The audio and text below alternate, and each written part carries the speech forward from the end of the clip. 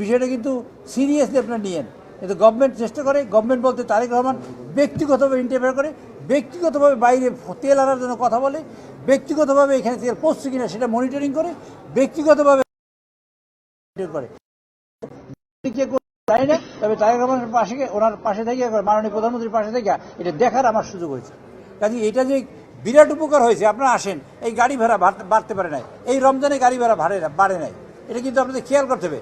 যদি একবার বাড়তো তাহলে বুঝেন তো আপনাদের কত টাকা যেত, কত টাকা লাগতো এক দেশে, এবং এক্সট্রা থেকে মানে কী পরিমাণ মানুষের পিপলের ভোগান্তি হইতো। সব হিসেব করেন, এই 36,000 কোটি টাকা উনি বলছে মানুষের টাকা মানুষের জন্য খরচ করব।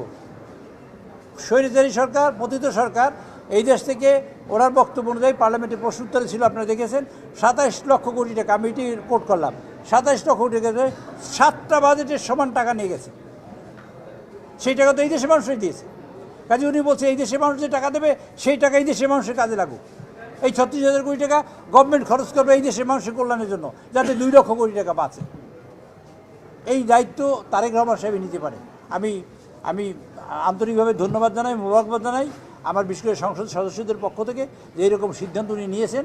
ভবিষ্যতে এরকম সিদ্ধান্ত নিয়ে মানুষকে রক্ষা করবেন, এবং ওনার প্রতিশ্রুতি একটা কল্যাণমুখী রাষ্ট্র এবং একটা মানবিক রাষ্ট্র করার যে দায়িত্ব নিয়েছে এবং যেভাবে করছেন, আমি দোয়া করি আল্লাহর রহমতে আল্লাহ যেন তাকে দীর্ঘজীবী করেন এবং আমাদের মাঝে তাকে যেন অনেক দিন রাখেন এরকম কার্যক্রম করার জন্য, এবং তিনি যেন সফল হন, সেই দোয়া করি।